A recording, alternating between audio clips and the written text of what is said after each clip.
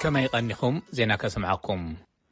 فليلو خبرة أفريكا ኦሊሶገን ኦባሳንጆ በሰንበት ኣብ ከተማ መቐለ ምስ ዶክተር ደብረጽዮን ገብረ ሚካኤል ተራኺቦም ዘትዮም መንግስቲ ኢትዮጵያ ጉዕዞ ኦባሳንጆ ናብ መቐለ ኩነታት ንምጽናዕ ድሕሪ መምላሶም ንዝምልከቶም ኣካላት መብርሂ ንምሃብን ምዃኑ የመልክት ወሃብ ቃል ስቴት ሚኒስተር ዝኾነት ሰላማዊት ስዩም ንድምፂ ኣሜሪካ ኣብ ዝሃበቶ ምላሽ ዕላማ ጉዕዞ ኦባሳንጆ ንዘተ ዘይምዃኑ ጠቂሳ ኣብ ተመሳሳሊ ዜና ግን ዝተፈለየ ርክብ እውን ሓላፍ ቤት ጽሕፈት ምትሕብባር ሰብኣዊ ጉዳያት ሕቡራት ሃገራት ኦቻ ማርቲን ግሪፍስን ብሰንበት ናብ ትግራይ ተጓዒዞም ምስ ዶክተር ደብረጽዮንን በቲ ኩነታት ዝተሃስያ ወገናት ደቂ ኣንስትዮን ከም ዝተራኸቡ ተፈሊጡሎ ሰንበት ኣብ ትግራይ ዝነበሩ ግሪፍስ ብድሕሪኡ ጉዕዞኦም ንኣዲስ ኣበባ ምቕጻሎም ካብ ቤት ጽሕፈቶም ዝተረኽበ ሓበሬታ የረድእ ኣባል ፈጻሚ ስራሕ ህወሓትን ወሃብ ቃል ውድብን ኣይቶ ጌታቸው ረዳ ትዊተር ኣብ ዘርግሕዎ ሓበሬታ ርክብ ኦባሳንጆን ዶክተር ደብረጽዮንን ውጽኢታዊ ነይሩ ክብሉ ገሊጾም ንዝርዝር ርክብ ክልተ ልኡኻት ኣመልኪቱ ዝወፀ መግለፂ ግን ዛጊት የለን እቲ ዝተኻየደ ዘተ ጠሚቱ ተወሳኺ መብርሂ ካብ ኣመራርሓ እቲ ክልል ይሓትት ከም ዘሎ ካብ ከተማ መቐለ ሙልጌታ ጽባሃ ጸብጺቡሎ ኣሜሪካ ብሪታንያ ፈረንሳይ ጀርመን ካናዳ ኣውስትራልያ ኣየርላንድን ካልኦትን ዝርከብኦ 16 ሃገራት ናይ ሕብራት መንግስታት ላዕለዋይ ኮሚሽነር ሰብኣዊ መሰላትን ናይ ኢትዮጵያ ኮሚሽን ሰብኣዊ መሰላትን ኣብ ግጭት ትግራይ ዝተሳተፉ ወገናት ፈጺሞሞ ዝበሃሉ መግሃስታትን ጥሕሰታትን ሰብኣዊ መሰላት ከቢድ ጥሕሰታት ዓለም ለኸ ሕግን ዓለም ለኸ ሕጊ ስደተኛን ንምርማር ዘካየድዎ ሓበራዊ ጻዕሪ ናእደአን ገሊጸን እቲ ካብ ቤት ጽሕፈት ወሃብ ቃል ሚኒስተር ጉዳያት ወጻኢ ኣሜሪካ ዝወፀ መግለጺ ንቦታታት ምብጻሕን ንሰባትን ሰነዳትን ምርካብን ዓብይ ብድሆታት እንተነበረ እውን ክልቲኦም ተሓለቕቲ ሰብኣዊ መሰላት ዘካየድዎ ዘይሻራውን ግልጽን ስራሕ ንንእድ ይብል ኣብ ተበጻሓይነት ቀጻላይ ዝኾነ ገደብ ምንባሩ ብኮሚሽነር ባቸሌት ተገለጸ ስኽፍታ እውን ኣስሚሮም ኣለው ትርጉም ዘለዎን ስርዓታዊ ተሓታትነትን ክረጋገጽ ወሳኒ ጉዳይ ምዃኑ ብምሕባር ኣብቲ ግጭት ዝተሳተፉ ኩሎም ወገናት ነቲ ውጽኢት ክቕበልዎን ዝቐረቡ ምኽሪ ሓሳባት ኣብ ግብሪ ከውዕልዎን ብዕቱብ ነተባብዕ ይብል ኣብ መወዳእታ እውን ናይ ኢትዮጵያ መርግጋእ ሓድነትን ግዛኣታዊ ሓድነትን ንድግፍ ተጻብኦታት ጠጠው ንምባልን ኣብ ጉዳያት ሰላምን ድሕነትን ዘላቒ ፍትሕ ኣብ ምንዳይን ንዝግበሩ ጻዕርታት ምስ ኣብ ቀርኒ ኣፍሪካ ላዕለዋይ ወኪል ሕብረት ኣፍሪካን ሕቡራት መንግስታትን ንምስራሕ ቁርባት ኢና ይብል እቲ 11 ነጥብታት ዝሓዘ መግለጺ 91.5 ሚእታዊ ዝኾኑ ተምሃሮ ናይ 12 ክፍሊ ሃገራዊ ፈተና ሙሳድ ምጅማሮም ሚኒስተር ትምህርቲ ኢትዮጵያ ኣፍሊጡ ኣብቲ ሃገር ብሰንኪ ዝተኸሰተ ግጭት ፈተና ዝወሃበሎም ከባቢታት ዘሎ ኩነታት ተራእዩ ድሕሪ ሓደ ወርሒ ፈተና ክወሃብ እዩ ኢሎም ናይቲ ሚኒስተር ፕሮፌሰር ብርሃኑ ነጋ ብኻልእ ወገን ድማ ውግእ ኣብ ዘለዎም ከተማታት ክልል ኣምሓራ ልዕሊ 33,000 ተምሃሮ ፈተና ከም ዘይወስዱ ናይቲ ክልል ቢሮ ትምህርቲ ፍሊጦ ኣብ ኣዲስ ኣበባ ግን ብዘይ ዝኾነ ይኹን ጸገም ፈተና ይካየድ ከም ዘሎ ናይ ኣዲስ ኣበባ ከንቲባ ኣዳነች ኣቤቤ ገሊጸን ይብል ጸብጻብ ፀሓይ ዳምጠው ካብ ኣዲስ ኣበባ ሱዳናውያን ጉጅለታት ደገፍቲ ዴሞክራሲ ኣብ ዝሓለፈ ወርሒ ንዝተኻየደ ዕልዋ መንግስቲ ብምቅዋም ትማሊ ዝጀመረ ናይ ክልተ መዓልታት ህዝባዊ ዘይምምእዛዝን ኣድማን ወቂዖም ብመሰረት ጸብጻብ ሮይተርስ ኣዛዚ ሓይልታት ቁልጡፍ ወሃቢ ደገፍ ጀነራል መሐመድ ሐምዳን ዳጋሎ እቲ ዕልዋ መንግስቲ ምኹኒ እዩ ክብሉ ገሊጾም ኣለው ሓለቆኦም ጀነራል ዓብዱልፋታሕ አልቡርሃን ነቲ ዝመፀ ህዝባዊ ለውጢ ንክቕጽልን ናይቲ ሃገር ድሕነትን ምርግጋእን ንምሕላውን እዮም ናይ መእረምታ ስጉምቲ ወሲዶም ክብሉ ብፌስቡክ ኣብ ዝተዘርግሐ መደረ ሓቢሮም እዚ ከምዚ ኢሉ እናሃለወ ዝቃወም ጉጅለታት ነቲ ብሓይሊ ምምንዛዕ ስልጣን ንምቕልባስ ናይ ተቃውሞታት ወፍሪ የዋድዱለው ገለ ጸብጻባት ሚድያ ከም ዝሓበርዎ ኣብ ዝተፈላለዩ ምብራቃዊ ከተማ ካርቱም 87 ሰባት ኣብ ቁጽር ውዒሎም ኣለው ናይ ሕቡራት መንግስታት ፕሮግራም ምግቢ ዓለም WFP لما سوني كابروم كم زحبرو حسوم طميت ኣብ ዙርያ ዓለም ኣብ ዝደየበሉ ኣብ 43 ሃገራት በዝሒ ብዓጽቦ ዝተጠቕዑ ሰባት ናብ 45 ሚሊዮን ምድያቡ ኣፍሊጡ ቅድም ክብል 42 ሚሊዮን ዝነበረ በዝሒ ካብ ኣፍጋኒስታን 3 ሚሊዮን ብምውሳኾም እዩ እቲ በዝሒ ደይቡ ዘሎ ብመሰረት ፕሮግራም ምግቢ ዓለም ምኽንያት ምድያብ ናይቲ ቁጽሪ ግጭት ኩነታት ለውጢ ኣየርን ኮቪድ-19 እዮም ብመሰረት ፈጻሚ ስራሕ WFP ዴቪድ ቢስሌይ ኣብ ኢትዮጵያ ሃይቲ ሶማሊያ አንጎላ ኣብ ኬንያን ብሩንዲን ሕሱም ጥሜት ይውስኽ ከም ዘሎ እቲ ኣብ ሮብ ዝመደብሩ ትካል ሓቢሩሎ ኣብ ዋና ከተማ ሴራሊዮን ዝሓለፈ ዓርቢ ብሰንኪ ዘጋጠመ ሓደጋ ነዳዲ ዝጸዓነት መኪና ተፈንጅራ እንተወሓደ 99 ሰባት ሞይቶም ካልኦት ልዕሊ 100 ሰባት ድማ ከም ዝቆሰሉ ሰበስልጣን ገሊጾም። ምክትል ሚኒስተር ጥዕና እታ ሃገር ኣማራ ጃምባይ ግዳያት ኣብ ሆስፒታል ሕክምና ይግበረሎም ከም ዘሎ ገሊጾም። እቶም ግዳያት ነቕዒ ይፈስስ ካብ ዝነበረ ነዳዲ ንምቕዳሕ ናብቲ ቦታ ዝወሓዙ ምዃኖም ከንቲባ ናይታ ወደባዊት ከተማ ኣብ ፌስቡክ ጽሒፎም ተነበሩ እውን ጸኒሑ እቲ ጽሑፍ ተኣሪሙ። ኣብ ትሕቲ ሰሃራ ኣፍሪካ ብዘጋጥም ሓደጋ ናይ ነዳዲ ጽዕነት መካይን ሰባት ነዳዲ ክቐድሑ መጺኦም 10 ሰባት ዝሞትሉ ኣጋጣሚ ብዙሕ እዩ። ኣብ መወዳእታ ኣብ ናይ ጀርመን መርከብ ሰብኣዊነት ኣብ ባሕሪ ሜዲትራንያን ንመዓልታት ዝጸንሑን ካብ ምጥላቕ ዝደሓኑን ህፃውንቲ ዝርከብዎም ልዕሊ 800 ፍልሰተኛታት ኣብ ወደብ ሲሲሊ ወሪዶም። ሰበስልጣን ጣልያን እታ መርከብ ብቕድሚ ትማል ቀዳም ናብቲ ወደብ ክትኣቱ ፈቒዶም ኣለዉ። መብዛሕትኦም ካብ ምዕራብ ኣፍሪካ፣ ግብፂ ወይ ሞሮኮ ምዃኖም ኣብ ናይ ጣልያን ኣድሕን ህፃናት ሴቭ ዘ ችልድረን ጂዮቫና ዲ ቤንዲቶ ገሊጾም ኣለዉ። ክሳብ ሎሚ ኣብዚ ዓመት ልዕሊ 54,000 ፍልሰተኛታት ብባሕሪ ሜዲትራንያን ሰጊሮም ኣለዉ። ዜና ኣብዚ ይፍጸም።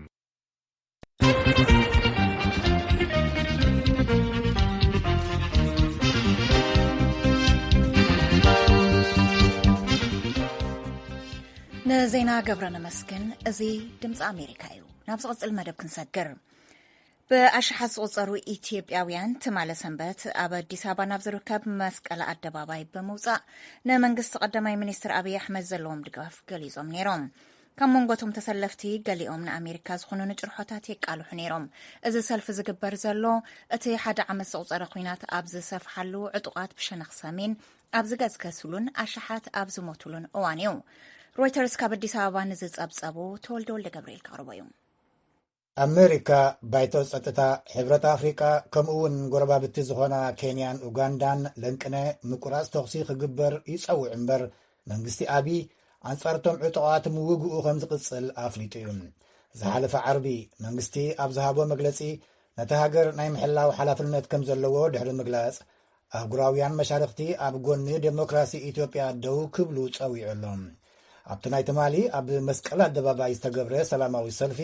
ሃገራዊ ባንዴራ ካብ ዝሓዙ ዜጋታት ገሊኦም ንኣሜሪካ ነጺሎም ይነቕፉ ነይሮም። ምምሕዳር ባይደን ንኢትዮጵያ ብጃምላዊ ግህሰት መሰላት ብምኽሳስ ካብቲ ዕዳጋ ናጻ ቀረጽ ዝበሃል ምትሕብባር ከውፅኣ መዲቡ ከም ዘሎ ኣፍሊጡ እዩ። ሕጂ ኣብቶም ሰልፈኛታት ኣሜሪካ ክትሓፍሪ ይግባእ ዝብል ጭርሖ ይንበብ ነይሩ። ዩናይትድ ስቴትስ ንደም ኢትዮጵያ ምምጻይ የኣኽለኪ ዝብል እውን ይቃላሕ ነይሩ። መንግስትን ሕወሓትን ዘተ ክጅምሩ ኣሜሪካ ምጽዋዓውን ቁጥዖኦም ይገልጹ ነይሮም። ካብቶም ኣደባባይ ዝወፁ ሰልፈኛታት ኣብ ሰሜነታ ሃገር ኩናት ጀመረ ሓይልታት ሕወሓት ኣብ ክልል ትግራይ ዝነበረ ማዓስከር ሰራዊት ምክልኻል ኢትዮጵያ ድሕሪ መሓዞም እዩ። ጓል 37 ዓመት ትዕግስቲ ለማ ካብ መንጎቶም ትማሊ ኣብ ኣዲስ ኣበባ ሰልፊ ዝወፅ እያ። መንግስቲ ኣሜሪካ ደኣ ስለምንታይ እዩ ከም ኣልሸባብ ምስ ዝበሉ ኣሸበርቲ ልዝብ ዘይገብር ክትብል ተሓትት። ከምቲ ንኣፍጋኒስታን ዝገበርዎ ንሃገርና ከፍርሱ ደልዮም እዮም ግን ኣይክዕወትን እዮም ምኽንያቱ ንሕና ኢትዮጵያውያን ኢና ትብል ንሳ። ኣብቲ ሰልፊ ዝተዛረበት ከንቲባ ኣዲስ ኣበባ ኣዳነች ኣበቤ ኢትዮጵያውያን ኣብ ልዕሊ ባዕዳውያን ገዛእቲ ዝገበርዎ ናይ መኸተ ታሪክ እንዝክረሉ ግዜ ሕጂ እዩ ክትብል ተዛሪባ። ኣብቲ ሰልፊ ዝተዛረበ ደርፍታቱ ንሓድነት ኢትዮጵያውያን ዝጽውዑ ፍሉጥ ሙዚቀኛ ታሪኩ ጋንኪሲ ብወገኑ ንኹናት ዘይኮነ ንዕርቂ ንጸውዕ ዝብል መልእኽቲ ኣመሓላሊፉ። መንእሰያት ናብ ግንባር ከይዶም ኣይሙቱ ዓበይቲ ቆጽሊ ሰላም ሒዞም ይኺዱ ብምባል ብሽምግልና ይሓይሽ ኣብ ሻምብቆ ብረት የብቅዕ ፍታሕ ኣይኮነን ኢሉ። ኣዋጅ ህጹጽ ሓደጋ ኢትዮጵያ ዕድሚኦም ንውትድርና ዝኣኸለ ዜጋታት ወተሃደራዊ ግዴታ ክቕበሉ ወተሃደራዊ ስልጠና ክወስዱ ትእዛዝ ከም መሓላልፍ ዘኽእል እዩ። ህወሓትን ደገፍቶምን ዝሓለፈ ሰሙን ንሮይተርስ ክዛረቡ ከሎ ካብ ኣዲስ ኣበባ ኣብ 325 ኪሎ ሜትር ርሕቐት ኣለና ኢሎም ነይሮም። ሮይተርስ ግን ንስፍሓት ግስጋሰ ህወሓት ብነፃ ወገን ከረጋግጽ ኣይከኣልኩን ይብል። መንግስቲ ድማ እቲ ጉጅለ ንዓወታቱ የጋንኖ እዩ፣ ገለ ሚድያታት ድማ ናይ ሓሶት ወረ ተተሓሒዘንኦ ኣለዋ ይብል። ወሃቢት ቃል ኣብይ ቢለኔ ስዩም ኣንጻር ኢትዮጵያ ዝግበር ዝተዋሃደ ናይ ሚድያ ፕሮፓጋንዳ ይንህር ኣሎ፣ ይኹን እምበር ኢትዮጵያ ብዓወት ክትሓልፉ እያ ኢላ ከም ጸብጻብ ሮይተርስ።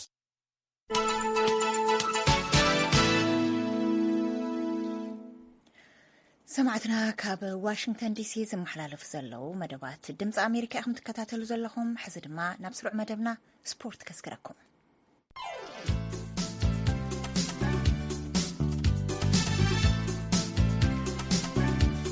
دحرنا 16 أوارح صواد قفتن تملكتن بريمير ليج ويكعقد ما تقعس أقرعد إنجليز بترأي زي فلت بازحي ناب ستاديومات يوحزو اللو بمسرة أب يونيفرسيتي ليفربول ممهر قعسو أقرن فاينانسن زغنت كايرن ماغواير أب حادث صوتا كفل جزي ناب ستاديومات زقاتو أفكارتي قعسو أقري بماكلاي 39,404 سبات كم زغنو بمتن آتاوي زكبر زلو جنزب دما أستاد 955 مليون دولار كوينو ألو تبل إزي بزهت ملكاتي إزي نزغتلو أوارح معقب انت تخيلو أبزحالفو 3 عامتات تاريخ بريمير ليج تمزجيبو زي فلت كونيو نمن نصار أب قطمات الليغا ويكعا قطمات سباين مالتيو بزهت ملكاتي أب ستاديومات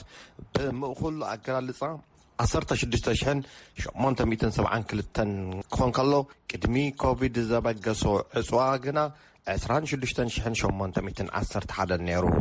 البريمير ليج غانتاتت بسنكي كوفيد 19 5.4 بليون دولار كسيرانيين كاب قطمات بريمير ليج كيوصانا اب مونغو ليفربولون ويستهام يونايتدن زتقبر قطم تتقاساي قطم كوين الله بقعتان قد أصاوتان لعلن تحتن النابلة تشجير زلاء غانتا ليفربول تمال السنبت حمق معلتو علا كاب قداماي دقيقة جزيت صوتا جميرا كساب موداتا والحانتي ماراخت صوتا كير آيت كاب ميدا وصيا وصيت اتي قطمون نزيز تبالة زرقاقز اكوين الله بصوتا تباليسا سلسة نخلطة تسعيرا بمسارة زوصيت دما ليفربول أب صدق بريمير ليج ناب 4 درجة تحت كتب الكلا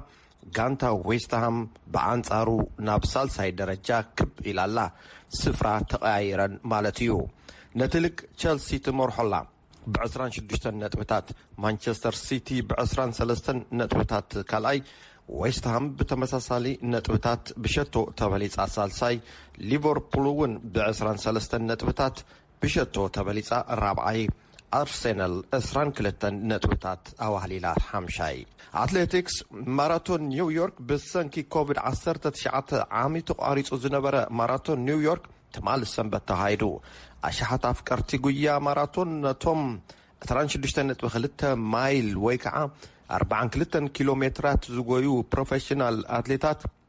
ناي ويلشير تقرادمتن ترى زيغاتاتن مانت ولفن ألامان زقويو مالتيو أزيوم بزحات سبورتاويان تعزيبهم يام ناي تمالي قدد ماراثون نيويورك نمبال 5 جزي استدالو دوم وددر قويا أيو أبت ناي تمالي وددر أب 4 مدرخات أولمبيك تساتيفو 16 جزي شامبيون عالم زخونة إثيوبياوي أتليت كاناني سابقالا نيزرلانداون تشلماي برور أو وددر أولمبيك زخونة عبدي ناغاي كينياوين كبروسن فرق ماراثون زوننا كيبويت كندي تساتيفهم نيروم موروكاوي محمد العربين طالياناوي ايوب فانيويل نون قال كابتم تتقستي تقدم تزنبريوم زتعوتغنا تصبيت زي تغبرلو اتليت كوينولو البرت كورير بحال كينياوي نتي رحقت نمشفان زوسدل غزي 2 ساعات 8 دقيقة 22 سكوندن كوينولو نفلما غزي ايو اب كم زعينتو رحقت تعويتو البرت كورير موروكاوي العربي كالاي 2 ساعات 9 دقيقة 52 سكوندن وديلو العربي نخعوت ازيو حقازي زنبره فانيويل سالساي وصيلو ماراثون دك انستيو كينياوي بيريز تشيرشر تعويتالا 2 ساعات 22 دقيقة 39 سكوندن وديلا أبزربانا ماراثون نيويوركن ماراثون أولمبيكن ميداليا ورقي زتعوتت انكو أتليت بيريز جيب تشيرشر كوينالا فيولا تشيبتو كالايتي أبابيل يشانه سالسيتي بدرج عدمان ماراثون دك تبعتيو زتعوته كينياوي كورر 27 يعدميو عبدك أنستيو زتعوتت كينياويتيا جيب تشيرشر تبهال 27 عامتها أبزي ودرزي ميداليا ورق زتعوته ويزتعوتت $100,000 ሜዳልያ ብሩር ዝተዓወተ ወይ ከዓ ዝተዓወተት $60,000 ሜዳልያ ነሓስ ዝተዓወተ ወይ ከዓ ዝተዓወተት $40,000 ተሸሊሞም ኣለው እቲ ዝበለጸ ሽልማት ኣብ ታሪኽ ማራቶን ክትፈልጡ ዶ ትደልዩ ኣብ ማራቶን ቦስተን ዩናይትድ ስቴትስ ዝዕወት ወይ ከዓ ትዕወት ኣትሌታት እዮም ዝበለጸ ገንዘብ ዝሽለሙ $150,000 እዚ ማለት ብደረጃ ቅርሺ ናይ ኢትዮጵያ እንተኮይኑ 7,125,000 ኣብዚ ዘለናዮ ሸርፊ ማለት እዩ ብደረጃ ናቕፋ ክትፈልጡ ተደሊኹም ድማ 2.25 ሚሊዮን ወይ ከዓ 2,250,000 ናቕፋ ማለት እዩ ስፖርታዊ ዜና ተፈጺሙ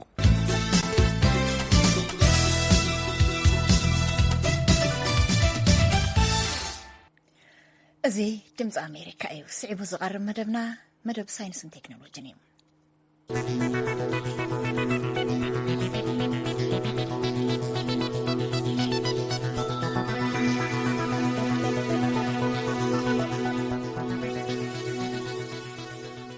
ናይ ሎሚ ስሩዕ መደብና ሳይንስን ቴክኖሎጂን ናብ ኣስመራ እዩ ዝወስደና 7 ኢንጂነራት ዝሓቆፈት ናትና ዝተሰየመት ትካል ኣኒሜሽን ዛጊድ 4 መበቆላውያን ሓጸርቲ ፊልምታት ኣፍርያ ከም ዘላ ትሕብር ወወኪልና ብርሃነ በርሀን ንመስረቲ እዛ ጉጅለ ካብ ኣስመራ ኣዘራሪቡሉ ይኽእልና ኣሎ ናብ ክነስክረኩም ናኦድ ሚካኤልን ናትናኤል ሙሉሰውን ናትና ኣኒም ፕሮዳክሽን ብዝብል መፀውዒ ዝመስረተዋ ናይ ውልቆም ጉጅለ ኣቂሞም ዝተፈላለዩ ናይ ኣኒሜሽን ወይ ተንቀሳቐሲ ፊልምታት ኣብ ምፍራይ ዝነጥፉ ዘለው ኤርትራውያን መንእስያት እዮም ናኦድ ብዓውዲ ላቦራቶሪ ቴክኒሽያን ናትናኤል ከዓ ብሲቪል ኢንጂነሪንግ ዝተመረቑ ናይ መንግስቲ ሰራሕተኛታት እንትኾኑ እኳ ነቲ ኣብ ውሽጦም ዝነበረ ድሌት ናይ ኣኒሜሽን ጋዲ ንምግባር ነቲ ስራሕ ኣብ 2018 ከም ዝጀመርዎን መሃንድስ ናትናኤል ንቪኦኤ ገሊጹ ኣሎ መጀመርታ መሰረታ ኣነን ናኦድን ኢና ኣብ 2018 ኣብቲ መጀመርታ ማለት መስሪትና እቲ ዕላማ ዝተመሰረተትሉ መጀመርታት ኩቱር ድሌት ነርና ናይ ኣኒሜሽን መስራሕ መበገሲና ካብቶም ኤንጀሪ ነይሩ مستسمعنا مالتي نورمال جميرنا كم توسع خدمة أنيميشن سرح سبس دارجا يلن تباهي يسولد نير حتيتنا يرخبنا نيرنا بعلنا نسرح جميرنا شما ناتنا أنيم برودكشن يعتبر ناتنا مالتي وان ناتنا مالتي ما بعلنا كم توسع خدمة شمنا ناتنا إيدن ناودن تبل مالتي كم يعتها ما بقى حسابه أنيميشن ويتنقص فيلم بتلاقابتي سئلتات زفتر منقص كوينو كم لمود بخلت قناوي رئيتن بسلست قناوي رئيتن أب كمبيوتر زعية ناي فيلم أودي كم زهونة زتزاربه ناود ميكائيل بوغانو نساتهم زتكاملو أقباب جن هايبريد أنيميتيك زتبهاله معول أسرارها كم زهونة بأبنت أبريهو هايبريد أنيماتيكس بدرجة عالم كنريو خلنا أبتي حدش وي زمناوي عينة أنيميشن كن بلون خلينا مالتي ولا أب كالوت هاجراتون بزيادة أب تقمزوا على أبنت أب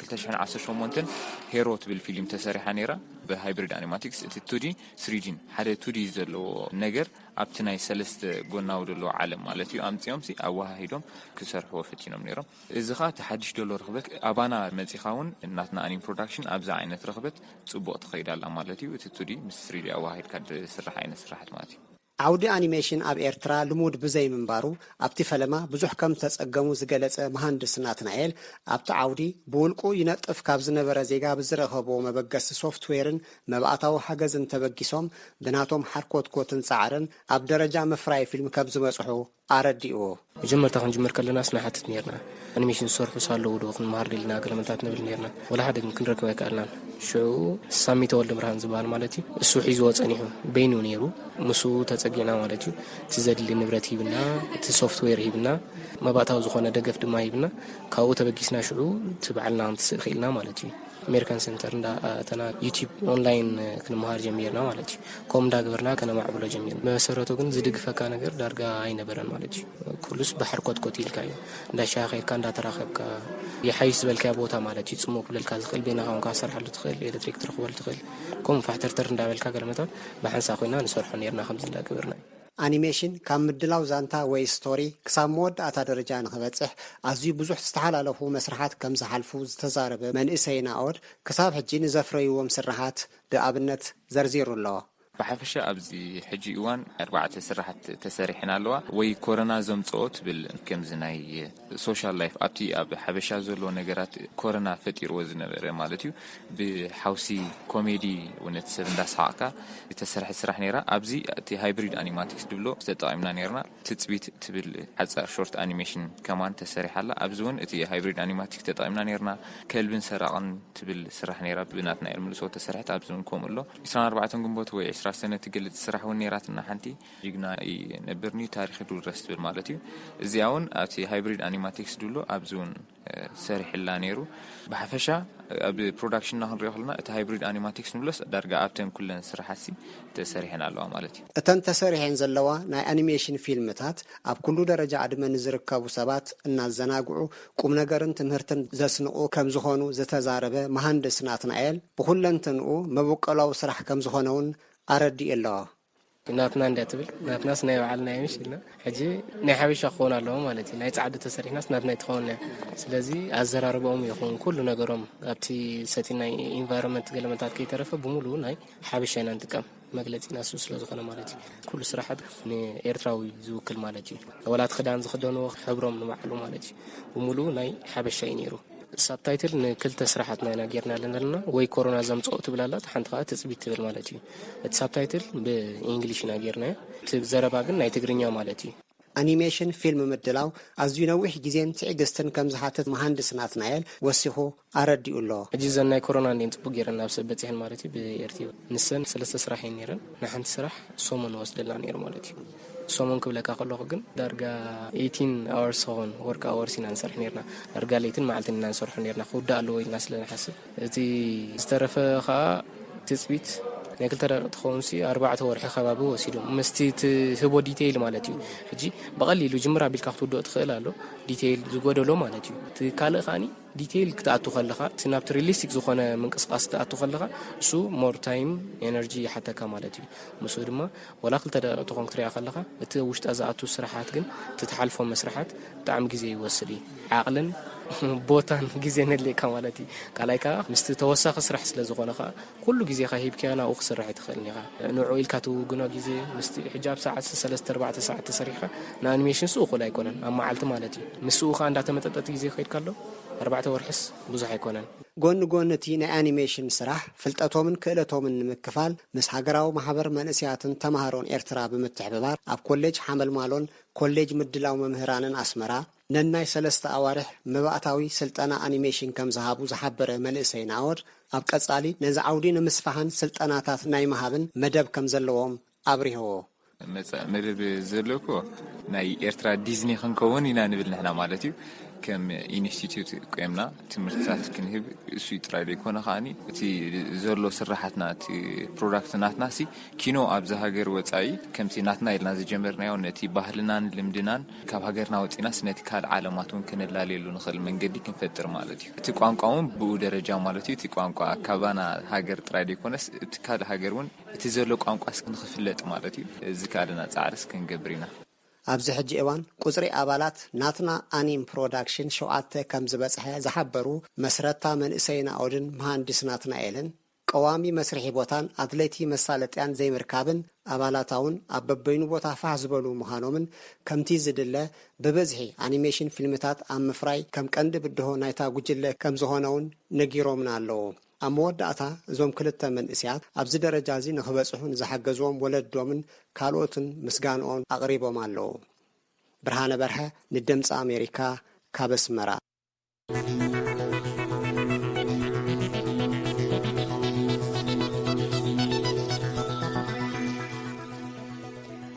ካብ ድምፂ ኣሜሪካ ዝፍነው ዘለዉ መደባት ኢኹም ትከታተሉ ዘለኹም ዝኸበርኩም ሰማዕትና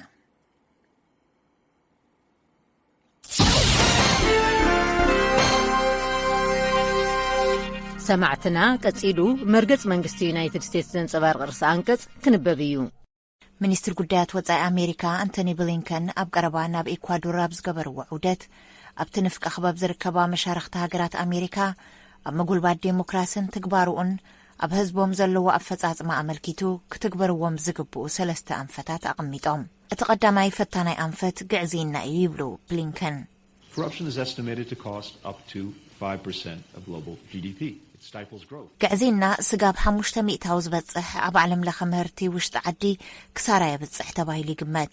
ዕብየት የተዓናቕፍ ኢንቨስትመንት የዳኽም ዘይፍትሓውነት የንግስ ዝያዳ ኩሉ ግን ህዝቢ ኣብ መንግስቲ እምነት ንኸይህልዎ ምግባሩ እዮም ዝበሉ። ብምዃኑ ኣሜሪካ ዕውት ብዝኾነ መገዲ ኸመይ ንገዕዚና መቀላስ ይከኣል ኣብ ዝብል ይጠመትኣ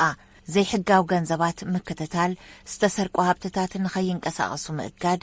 ነቶም ሰረቕቲ መንነቶም ከዊሎም እውን ክሕብኡ ስጋብ ዝጽገሙ ምግባር ክብሉ ይገልጹ ሚኒስትር ጉዳያት ወጻኢ አንቶኒ ብሊንከን።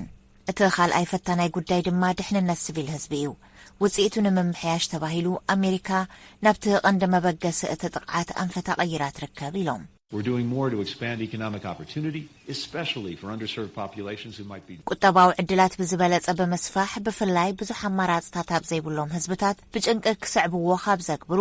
ሓደጋ ኣብ ዝከላኸልሉ ነገራት ብምስፋሕ ኣበርቲዕና ክንሰርሕ ኣለና። ብሱሳት ንዝሳቐዩ ድማ ካብ ሱሶም ዝፍወሱሎም ሕክምናታት ከምኡውን ክልቲኦም ነገራት ንምቕናስ ማለት እውን ዘይሕጋውያን መድሓኒታት ኣብ ማሕበረሰብ ዘብጽሕዎ ዓብዪ ጉድኣት ንምቕናስን ኣብ ኣሜሪካ ብዙሕ ዓመጻትን ገበናትን ንኽፍጸሙ ዝደፋፍኡ ተግባራት ገበን ንኽቕንሱ ንሰርሕ ኣለና እዮም ዝበሉ።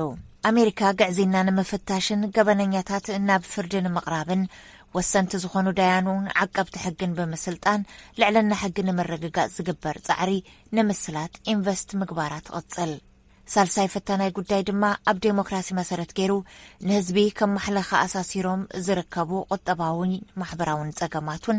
ኣብ ዝፍትሕሉ ኩነታት ጠመተ ምግባር እዩ ኢሎም ብሊንከን። እዚ መለክዕታት ናይ ጉልበት ስራሕቲ ምምሕያሽ፣ ምግፋዕ ዕድላት ትምህርትን ኣገልግሎት ጥዕናን ተወሰኽቲ ብሉጻት ኩለ መዳያዊ ዕድላት ምትዕርራይን ክብሉ ብሊንከን ተዛሪቦም። ካብ 2020 ጀሚሩ ኣሜሪካ ኣብ ሃገራት ላቲን ኣሜሪካን ሃገራት ካሪቢያንን በመዳይ ዓለም ለኸ ኮርፖሬሽን ፋይናንስ ልምዓትን ኣቢላ ልዕሊ $10 ቢልዮን ኢንቨስት ገይራ እያ። እዚ ድማ ብቢልዮናት ዝቑጸሩ ናይ ውልቀ ኢንቨስትመንታት ክፍጠር እውን ኣኽኢሉ እዩ። ዴሞክራሲ ክትግበራ ይኽእልን እዩ ዝብል ስጋኣት ክህሉ የብሉን። ንህዝብና ዝጥዕሞ ከባብያዊ ባይታ ስጋብ ዝፈጠርና ግዘ ነቲ ስርዓት ካብ ውሽጡ ክነመሓይሾ ብዝፈተና ቁጥሪ ዴሞክራሲ ይጠናኸር ጥራሕ ዘይኮነስ ስዒሩ እውን ይወፅእ ኢሎም ብሊንከን። ዝሰማዕኩምዎ መርገጽ መንግስቲ ዩናይትድ ስቴትስ ዘንጸባርቕ ርእሲ አንቀጽ እዩ። ተመልከትና ካብ ዋሽንግተን ዲሲ ብ31 ብ25 ብ22 ሜትር ባንድ ንሎሚ ሕዳር 28 2014 ወይ ድማ ሕዳር 8 2021 ዘዳልናይ መደባት ነዚኦም ይመስሉ ነይሮም። ምሳና ጸኒሕኩም መደባትና ስለ ዝተኸታተልኩም ኣዝና ኢና ነመስግን። ብሩኽ ምሸት ክኾነልኩም ንምነ ድሓን ሕደሩ።